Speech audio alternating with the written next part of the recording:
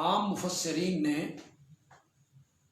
الحمدللہ کا معنی الف لام استغراق کے لیے بنا کے یہ کیا کہ تمام تعریفیں اور تمام خوبیاں اور تمام صفات اللہ ہی کے لیے ہیں۔ اس پر سوال و جواب کا ایک سلسلہ شروع ہو گیا،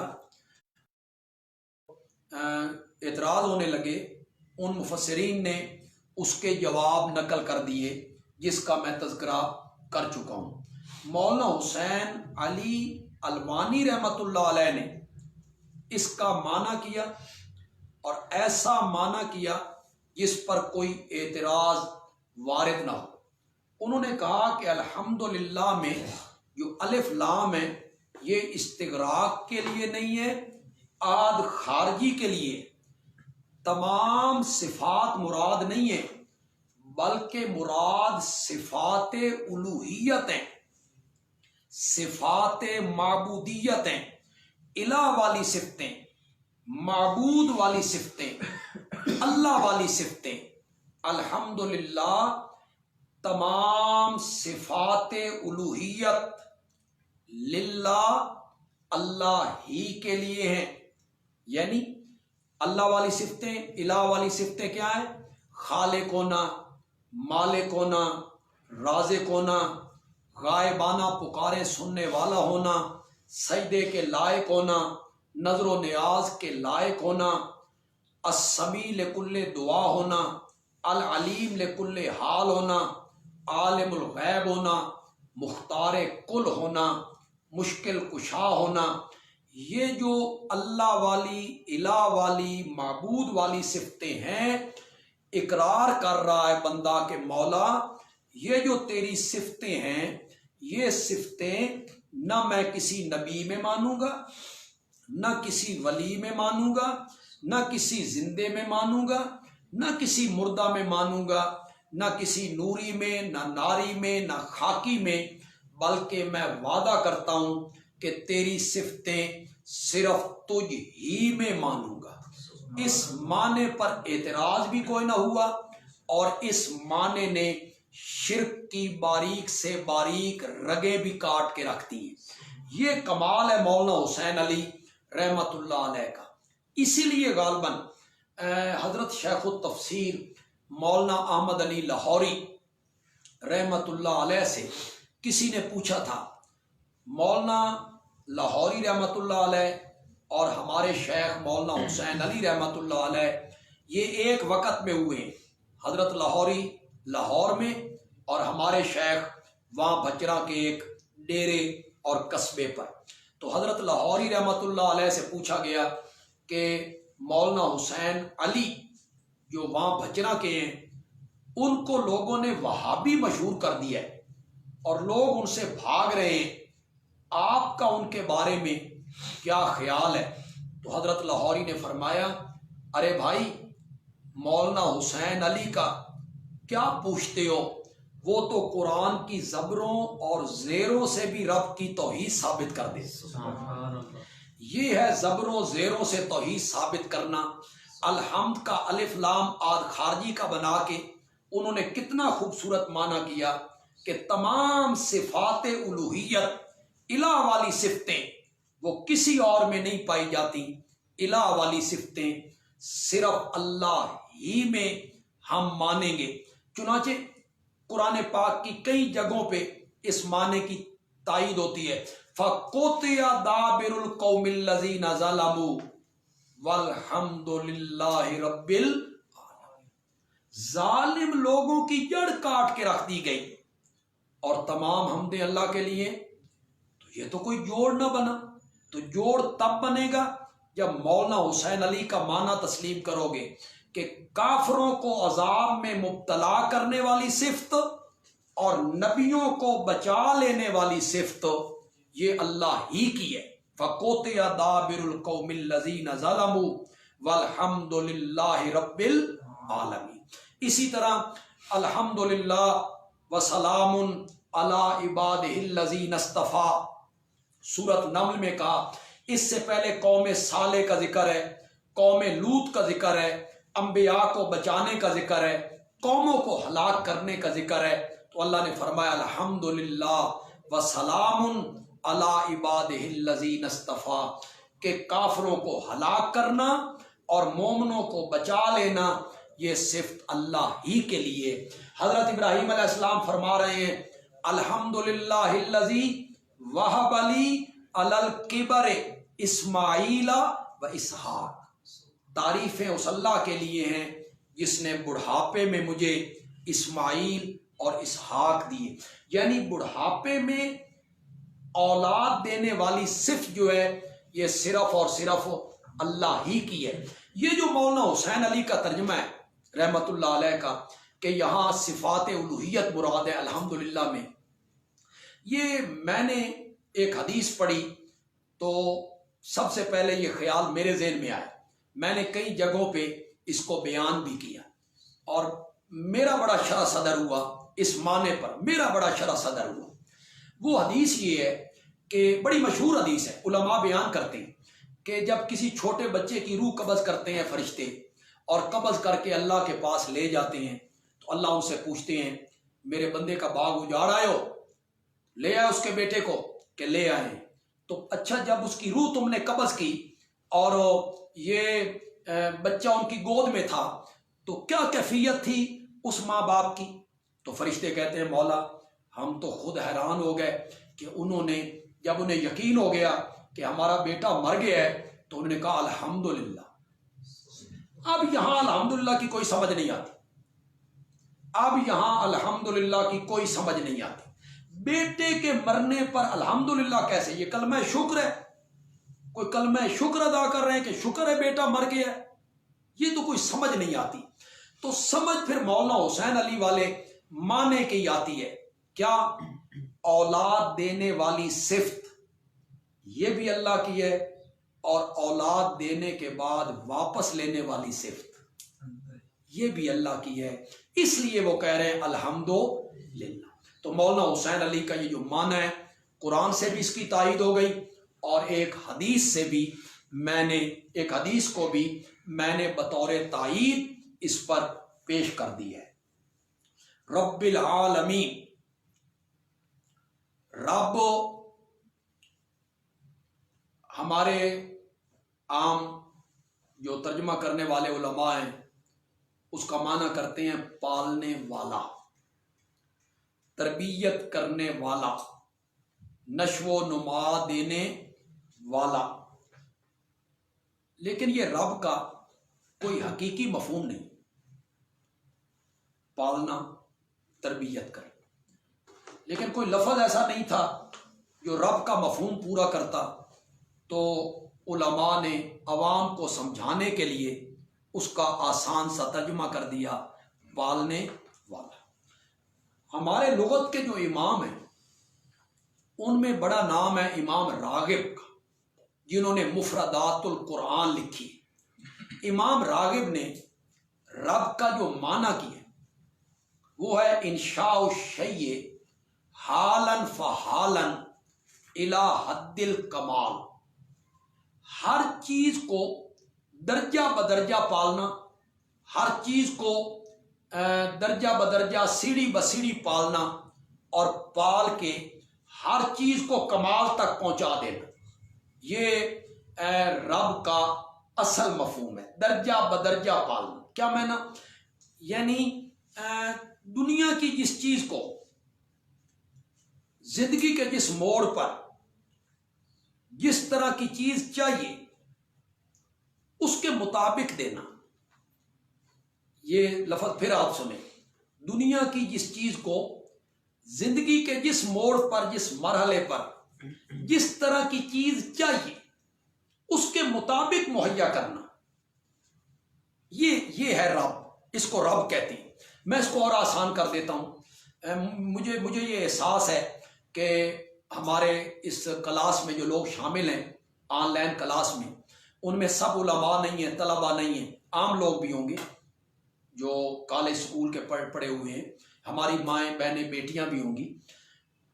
تو یہ زندگی کے جس موڑ پر اس کو میں آسان کر دیتا ہوں، ماں کا پیٹ ہے نا اور وہ 3 اندھیرے ہیں، ایک ماں کے پیٹ کا اندھیرا ہے ایک جھلی کا اندھیرا ہے اور ایک اس رحم کا اندھیرا ہے۔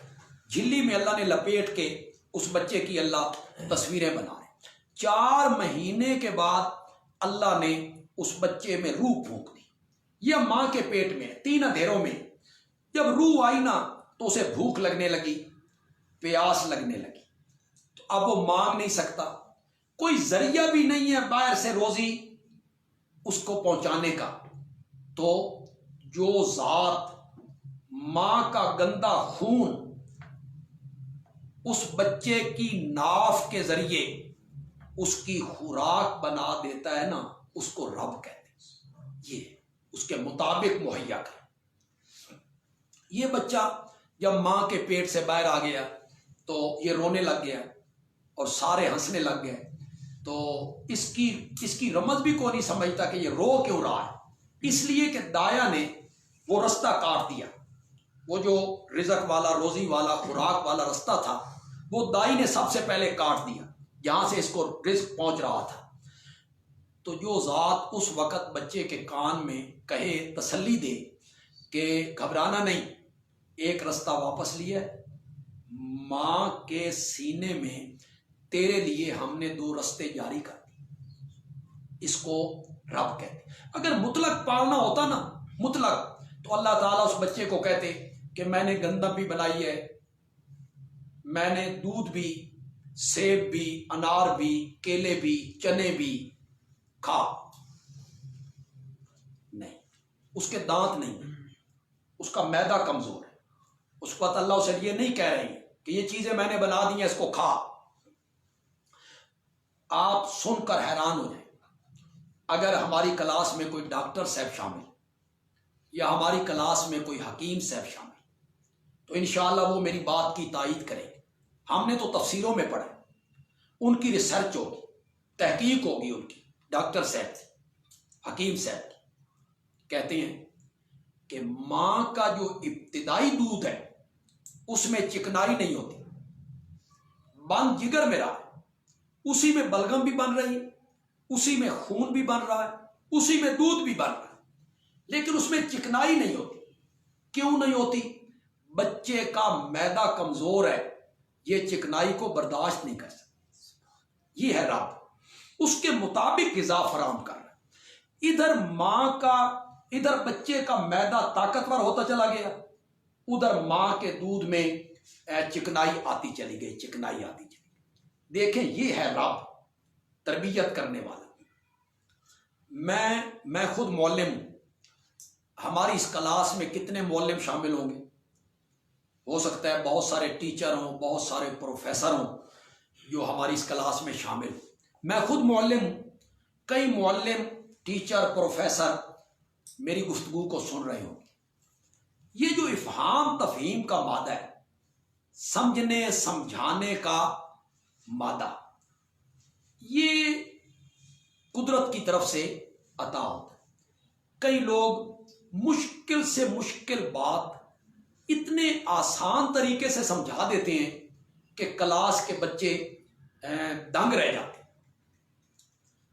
جو ٹیچر اور جو معلم پوری دنیا میں پہلے نمبر پہ آیا ہو کہ یہ سمجھانے میں بڑا ماہر ہے، پھر ہمارے ہاں ایک محاورہ بولا جاتا ہے، ایک قد نو بھی سمجھانا چاہے نا تے سمجھا لے، یعنی دیوار کو بھی سمجھانا چاہے تو یہ اپنی بات دیوار کو بھی سمجھا لیتے۔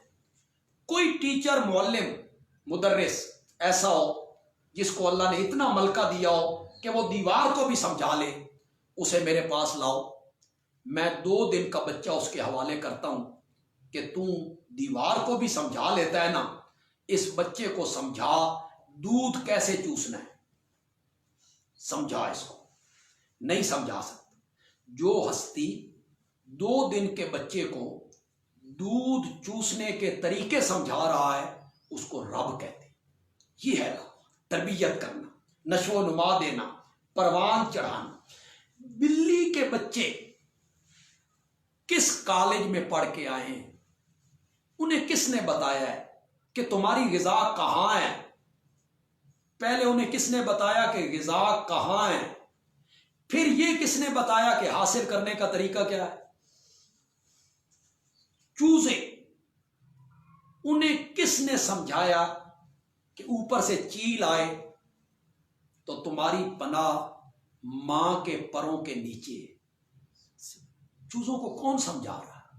کتیا کے بچوں کو کون سمجھا رہا ہے؟ بلی کے بچوں کو کون یہ جو تربیت کر رہا ہے، ودیت فطرت میں، جبلت میں رکھ رہا ہے، اس کو رب کہتے ہیں۔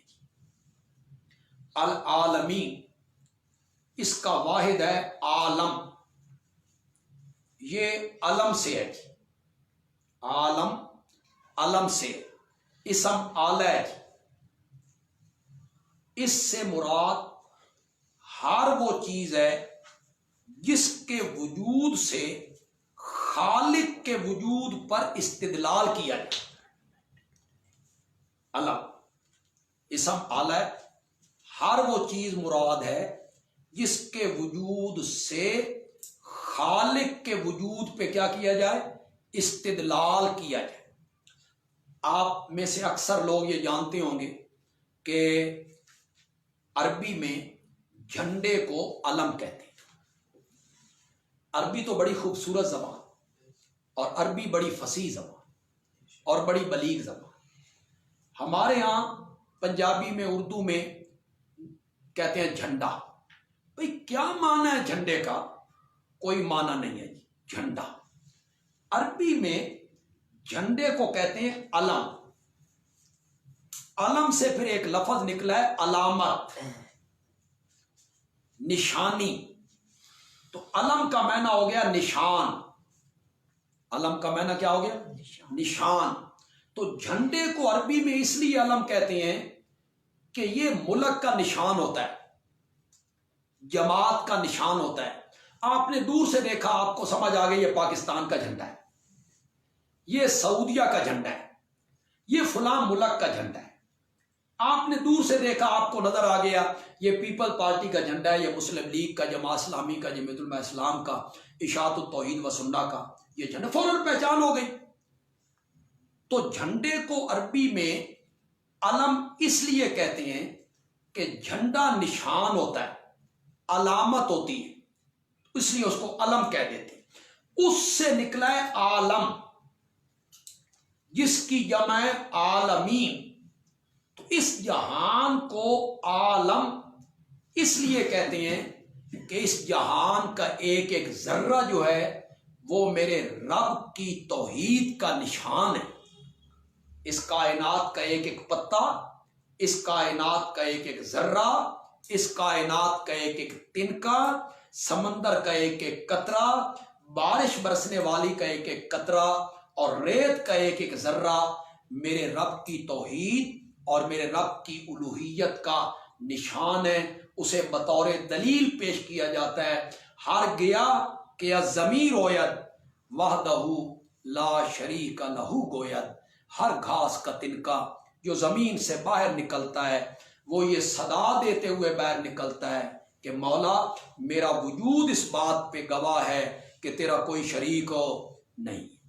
تو اب آپ کو سمجھ آ گئی، عالم علم سے ہے، اس کو عالم کیوں کہتے ہیں کہ اس کا ایک ایک ذرہ اللہ کی توحید اور اللہ کی وحدانیت کی دلیل ہے۔ تمام تعریفیں اللہ ہی کے لیے ہیں جو پالنے والا ہے سب جہانوں کا، الرحمن الرحیم۔ صفت مشبہ کسی کی مبالغہ کے معنی، دونوں میں مبالغے کا معنی پایا جاتا ہے۔ بڑا مہربان،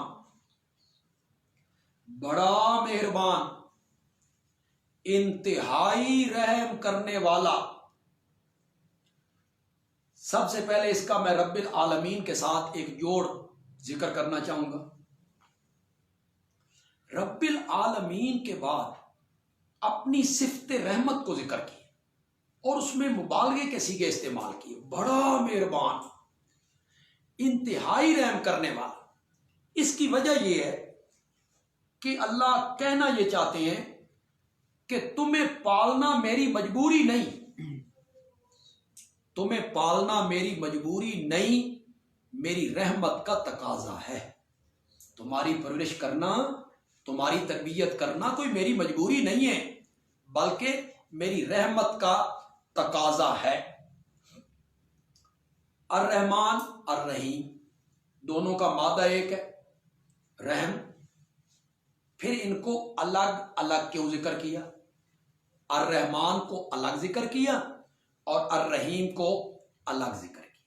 کچھ علماء نے، جس میں علامہ بیضاوی بھی شامل ہیں، انہوں نے کہا کہ الرحمن سے مراد ہے دنیا کے اعتبار سے، دنیا کے لحاظ سے وہ رحمان ہے، اور الرحیم آخرت کے اعتبار سے، آخرت کا اعتبار کریں تو وہ الرحیم ہے۔ کیا مطلب؟ دنیا میں اس کی صفت رحمت عام ہے، انسانوں پر، جنات پر، فرشتوں پر، حیوانوں پر، چرندوں پر، درندوں پر، پرندوں پر، پہاڑوں پر، سمندروں پر، کفار پر، یہودیوں پر، عیسائیوں پر، مجوسیوں پر، یعنی انہیں پیدا کر رہا ہے، اولاد دے رہا ہے، رزق دے رہا ہے، مکان ہے، اس کی صفت عام ہے، سب اس سے فائدہ حاصل کر رہے ہیں۔ لیکن قیامت کے اعتبار سے وہ الرحیم ہے کہ اس دن اس کی صفت رحمت خاص ہوگی صرف مومنوں کے لیے۔ اس دن کافر اس کی صفت رحمت سے فائدہ حاصل نہیں کریں گے، وہ محروم ہو جائیں گے۔ اس دن اس کی صفت رحمت صرف مومنوں پر ہوگی۔ چونکہ دنیا کے اعتبار سے وہ الرحمن ہے، اس لیے اس کو پہلے لائے، اور آخرت کے اعتبار سے وہ الرحیم ہے، اس لیے اس کو بعد میں لائے۔ حضرت نیلوی صاحب رحمۃ اللہ علیہ نے ابن مبارک سے ایک قول نقل کیا، الرحمن اسے کہتے ہیں جس سے مانگے تو عطا کرے۔ الرحمن وہ ہے کہ اس سے مانگے تو وہ عطا کرے، اور الرحیم وہ ہے کہ نہ مانگے تو ناراض ہو، مانگے تو جھولیاں بھرے اور نہ مانگے تو وہ ناراض ہو جائے۔ یہ ابن مبارک سے حضرت نیلوی صاحب رحمت اللہ علیہ نے اس کو ذکر کیا۔ ایک اور قول ہے، اور وہ بھی غالباً حضرت سندھی کا ہے، غالباً حضرت سندھی کا۔ میں نے کہا نا کہ ہر مفسر کا رنگ الگ ہے، ہر مفسر کا ذوق الگ ہے، ہر مفسر کی تفسیر کرنے کا جو انداز ہے وہ الگ الگ ہے۔ ذرا حضرت سندھی کی وہ تفسیر جو الرحمن الرحیم کے بارے میں ہے وہ ذرا سنیے گا، اگرچہ ہم نے اس طرز پہ پڑھا نہیں ہے لیکن کسی کتاب میں پڑھا تھا۔ رحمان محبت پدری کی طرف اشارہ ہے، رحمان محبت پدری کی طرف اشارہ ہے۔ والد کی محبت کا تقاضا یہ ہوتا ہے کہ بیٹا کمال حاصل کرے، میرا بیٹا ترقی پائے، میرا بیٹا کمال کی طرف جائے، چاہے اسے کتنی مشقتیں برداشت کرنی پڑے، دکھ برداشت کرنے پڑیں، مشقتیں برداشت کرنی پڑیں، مصیبتیں برداشت کرنی پڑیں، تو باپ کہتا ہے پڑھو، تعلیم حاصل کرو، ترقی کرو، اسے کوئی پرواہ نہیں ہوتی۔ کیوں؟ اس کا تقاضا یہ ہے کہ بیٹا کمال حاصل کرے۔ تو اللہ بھی چاہتے ہیں کہ انسان دنیا میں ریاستیں کرے، دنیا میں انسان جو ہے یہ اعمال میں کمال حاصل کرے، آگے بڑھے، محنت کرے، رات کو جاگے، کبھی کبھی روزہ رکھے، صدقے کرے، خیرات کرے، تلاوتیں کرے۔ یہ محبت پدری کی طرف اشارہ ہے، اور رحیم میں محبت مادری کی طرف اشارہ ہے۔ ماں یہ چاہتی ہے بیٹا راحت کی زندگی گزارے، یہ ماں کی خواہش ہوتی ہے، کمال حاصل ہو یا نہ ہو۔ ماں یہ کہتی ہے کمال حاصل ہو یا نہ ہو، اسے دکھ نہیں ہونا چاہیے، یہ اسے تکلیف نہیں ہونی چاہیے۔ استاد اسے تھوڑا سا ڈانٹ دے تو ماں گھبرا جاتی ہے، جی استاد نے یہ کیوں کہا جی، استاد نے کوئی تھپڑ مار دیا تو ماں بل بلا اٹھتی۔ اس کی شفقت ہے نا بیٹے کے ساتھ، چاہے اسے وہ کہتے ہیں کمال حاصل ہو یا نہ ہو، اس کو راحت ملنی چاہیے. تو آخرت میں اللہ تعالی شفقت مادری کا مظاہرہ کریں گے کہ میرے بندے کو راحت اور آرام ملنا چاہیے. تو الرحمن میں شفقت پدری کی طرف اشارہ ہے اور الرحیم میں شفقت مادری کی طرف اشارہ ہو رہا ہے. مولانا حسین علی الوانی رحمۃ اللہ علیہ نے ایک فرق اس کا بیان کیا. الرحمن جو بالفعل رحمت کر رہا ہے اور اس کی رحمت کائنات کے ذرے ذرے کو شامل ہے، یہ ہے الرحمن. بالفعل رحمت کر رہا ہے اور اس کی رحمت کائنات کے ذرے ذرے کو کیا ہے؟ شامل ہے.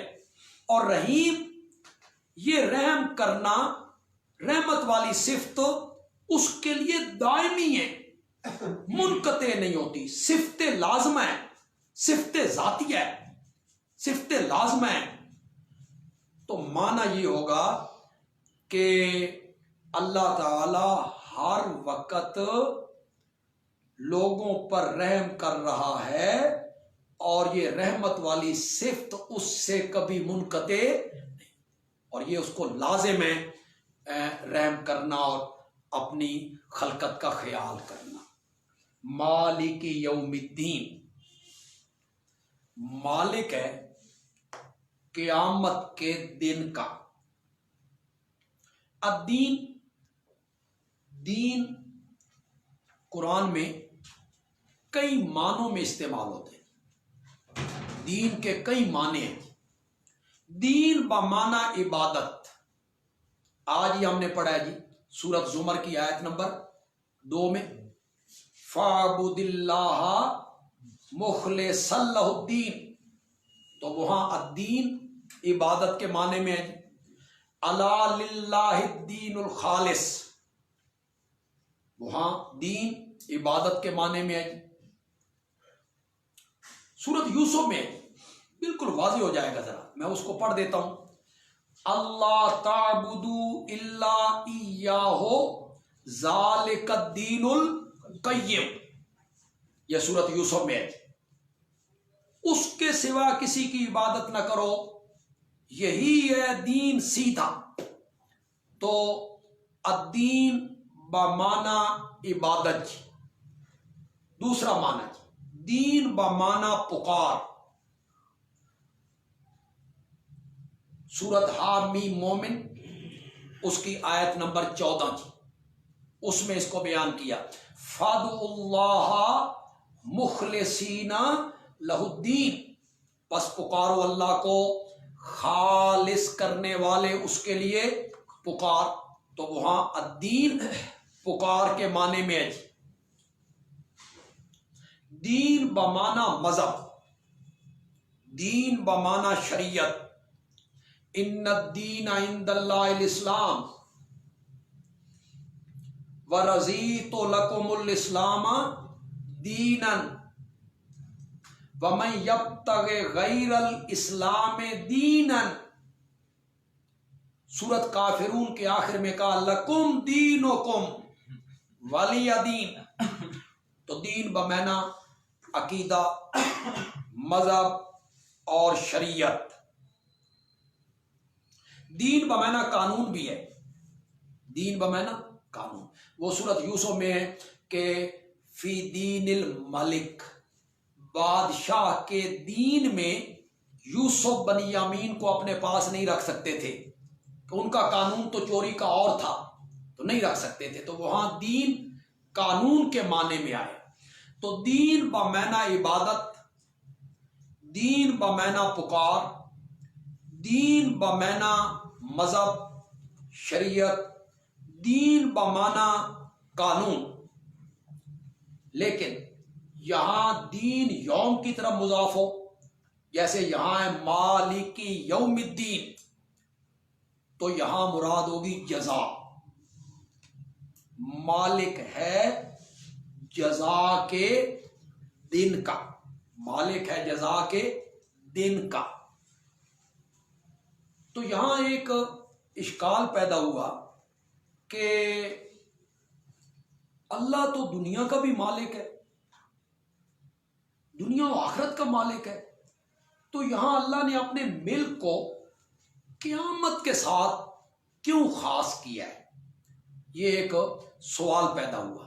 قیامت کے ساتھ اس لیے اس کو خاص کیا کہ اہل کتاب کے ذہن میں جو قیامت کے بارے میں ایک غلط تصور تھا، اللہ اسے رد کرنا چاہتے تھے۔ ان کا ایک تصور یہ تھا کہ ہم بڑے لوگوں کی اولاد ہیں، ہمیں آگ نہیں چھو سکتی، ہم نے جہنم میں نہیں جانا، ہم بخشے بخشائے ہیں، اور اگر کہیں ہم پکڑے بھی گئے نا تو ہمیں ہمارے بزرگ چھڑا کے لے جائیں گے۔ اللہ ان کی بات کو رد نہیں کرتا۔ یہ جو آخرت کا ایک غلط تصور اہل کتاب کے ذہن میں تھا، یہود و نصارہ کے ذہن میں تھا، اللہ اس تصور کو ختم کرنا چاہتے ہیں۔ اللہ کہنا چاہتے ہیں ایسے نہیں ہوگا، قیامت کے دن کا حقیقی مالک کون ہے؟ اللہ۔ یا اس لیے قیامت کے ساتھ خاص کیا کہ دنیا میں بھی مالک تو اللہ ہے، لیکن اللہ نے کچھ عارضی چیزیں، عارضی طور پر کچھ چیزیں ہمارے ملک میں دی ہوئی ہیں۔ مثلا میرا مکان، میری زمین، میری دکان، میری تجارت، میرا زیور، میرا مال، یہ عارضی طور پر اللہ نے کچھ چیزیں دی۔ اللہ تعالیٰ فرماتے ہیں یہ عارضی ملک بھی قیامت کے دن کسی کے پاس نہیں ہوگا، سارا ملک ہمارے پاس ہوگا۔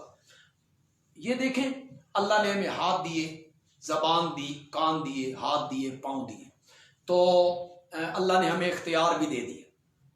اس سے قرآن پکڑ لو تمہاری مرضی، کوئی ناول پکڑ لو تمہاری مرضی، پاؤں دیے مسجد کی طرف چلو تمہاری مرضی، سینمے کی طرف چلو تمہیں اختیار ہے، زبان دی ہے، اچھے کلمے بولو تمہاری بولو، برے کلمے بولو تمہاری مرضی، کان دیے اچھی بات سنو تمہاری مرضی، بری بات سننے کے لیے تیار ہو تمہاری مرضی۔ تو اللہ نے ہمیں اعضاء پر اختیار دیا۔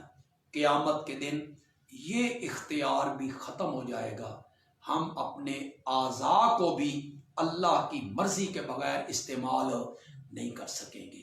تو سارا ملک، ہر کسی کا ملک ختم ہو جائے۔ لمن الملک اليوم، کس کی بادشاہی ہے آج؟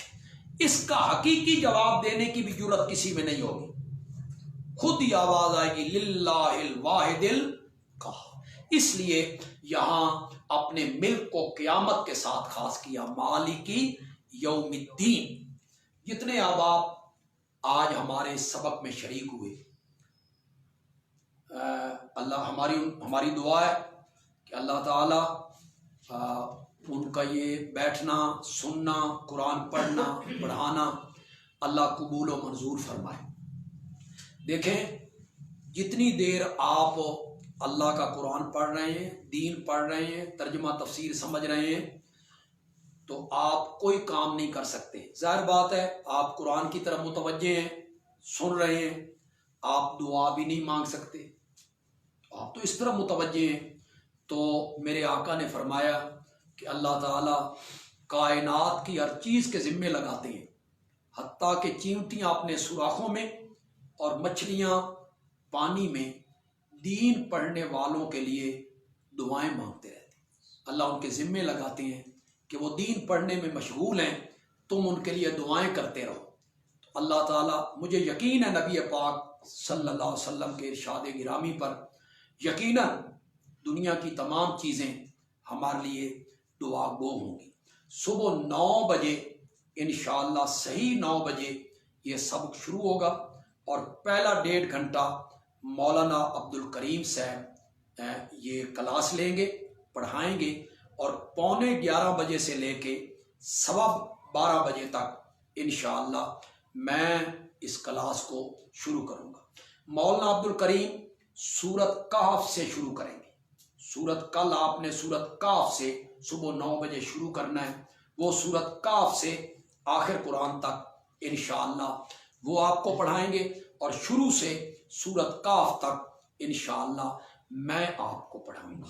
آپ کے ذہن میں اگر کوئی اشکال ہو، کوئی شبہ، کوئی سوال کسی چیز کی آپ کو سمجھ نہ آ رہی ہو تو آپ اس نمبر پہ رابطہ کریں گے، جو نمبر میں آپ کو لکھوا رہا ہوں 036060400740 036060400740 آپ اس پر واٹس ایپ بھی یہی نمبر ہے، واٹس ایپ پہ آپ بات کر سکتے ہیں، ویسے بھی آپ بات کر سکتے ہیں۔ سبق کے اوقات کے علاوہ کوئی شبہ کوئی سوال آپ کے ذہن میں ہو تو آپ ان سے پوچھ سکتے ہیں۔ مجھ سے بھی اگر کوئی بات پوچھنی ہو تو اسی بندیالوی کہتا ہے بندیالوی پر آپ نے وہ سوال اپنا اعتراض بتانا ہے، دوسرے دن آپ کے اس سوال کا اور آپ کے اس شبے کا انشاءاللہ جواب دیا جائے گا۔ اللہ ہمارا حامی و ناصر ہو، وما علینا الا البلاغ المبین۔